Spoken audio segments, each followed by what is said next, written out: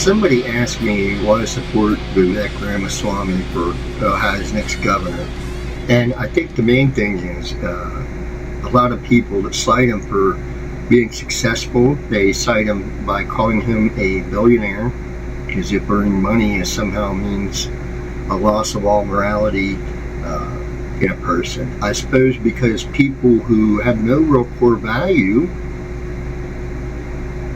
might find it odd that someone else could have money and be ethical about it. I have been poor in my life and I have been well off, and the size of your bank account does not equate to your morality, your character, or no such. For some party, Democrat Party, to actually act as if this is some sort of an outsider thing, it is an outsider.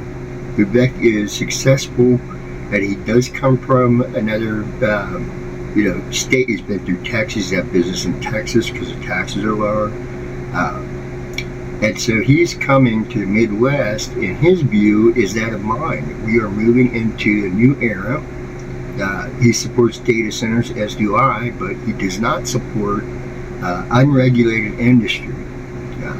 He has advocated, as I have and many others have, for AI data centers to not be viewed out of fear, but to be viewed pragmatically. How do we regulate them? How do we make sure that we don't pay their bills? No corporate welfare.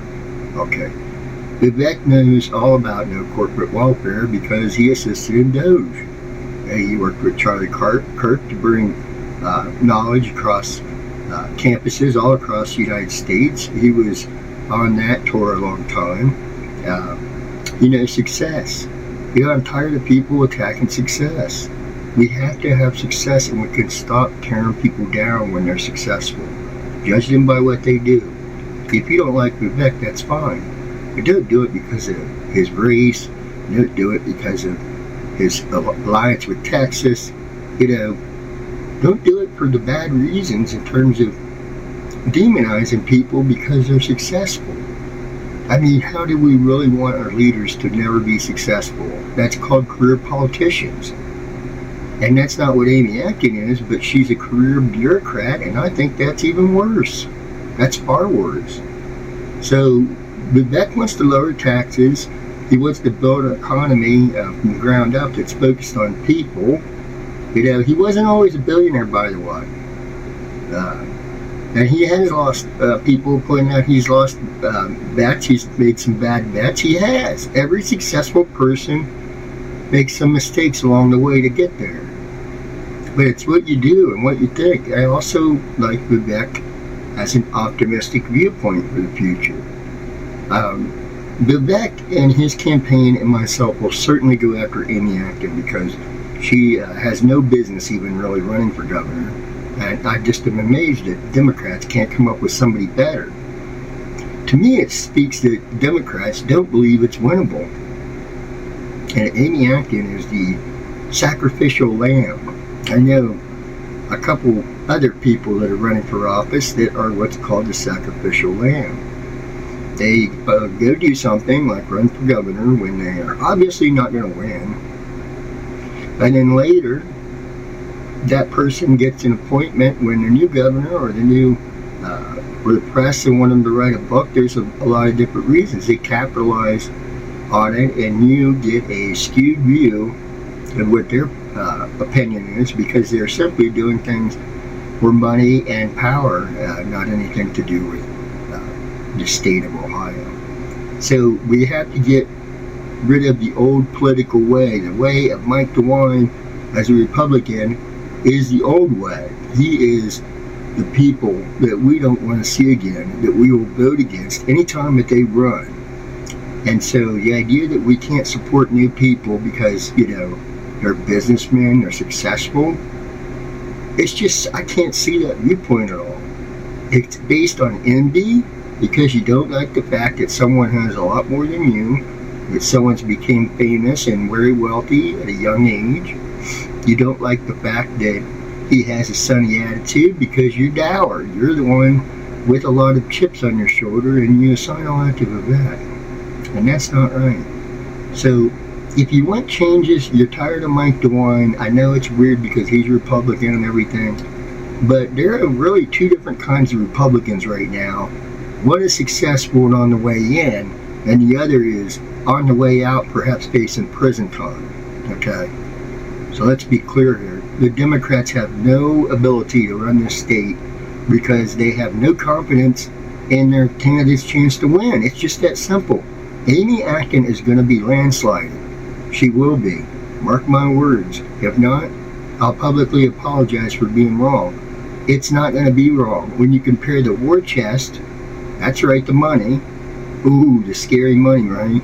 Money is what happens when you make connections with people. That's not bribery. That's called doing your job and trying to work with people. Getting things done. Not obstructionist. Not holding up things. Not constantly fighting against success. Not constantly farming our energy to other countries. Vivek is forward-facing, and in fact, he wants to do solar farms and other technological advances. But we aren't going to go into the next 10 years without doing this kind of stuff, regardless if it's a Democrat or a Lib. Whoever is in office is going to have to deal with the reality of the situation. And I think that Vivek, with his experience in the field that he's in, his success, his demonstrated patience, and his business sense that could be applied to a state that's failing, it's rife with scandal. DeWine has a lot of people saying he could end up going to prison. I don't know. It's a lot of it stuff to still come out, so I'm not jumping to conclusions there, but things do not look good, and Mike DeWine, I think, is one of the most unpopular politicians in the United States. And I don't know of anybody that likes him anymore. So, has he changed or have we changed? I think it's both. He's gotten worse, and we've gotten tired of it. That's why Vivek is going to be our next governor. I hope you don't think that it's a bad thing that he wins, by the way. And I hope that a lot of people do not post things without thinking about it, realizing that sometimes it can be racism.